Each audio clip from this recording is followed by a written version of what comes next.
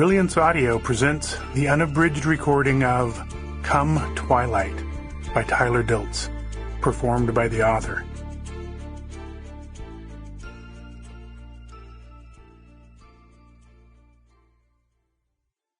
For Jeff and Kim. Napalm smells best in the evening. It's not worth believing what you heard. Chapter 1. Tell Me. 31 hours before my car exploded, I was at Julia's condo on the promenade downtown.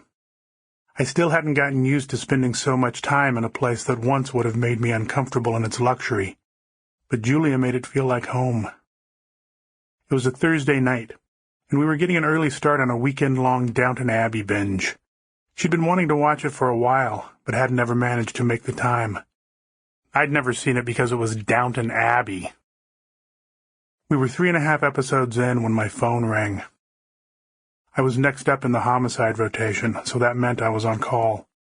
It was an apparent suicide in Belmont Heights. I told Julia that I had to go to work. I'd been a homicide detective for nearly a decade, and she'd been a social worker for several years before she became a photographer, so she had some understanding of my job.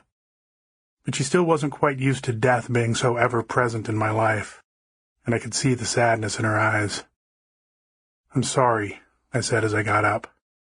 "Why don't you go ahead and keep watching?" "You don't like it?" she asked, surprised. "No, I do." It pained me to admit it, but I did. "Then I'll wait for you." "Okay, thanks," I said, glad she'd offered. I would have made the request myself, but I wasn't sure if we'd reached the point in our relationship when it was appropriate to ask her not to watch something without me. The last time I'd been called out while staying at Julia's, I needed to go home to get a fresh suit. When I told her about it later, she suggested I leave a spare in her closet. So the charcoal men's warehouse special that was number 5 in my work rotation was waiting for me. After a quick shower, I brushed my teeth and dressed. She handed me a travel mug filled with fresh coffee when I went back into the living room. "Thanks," I said. "I'll probably be all night." "I know, Danny. I should still be able to make tomorrow night, though." Julia had a few photographs and a show at a small gallery in the East Village.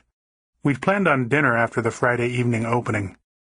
She kissed me goodbye, and I looked into her green eyes, crinkling at the corners with her smile, and I touched the single dimple in her left cheek.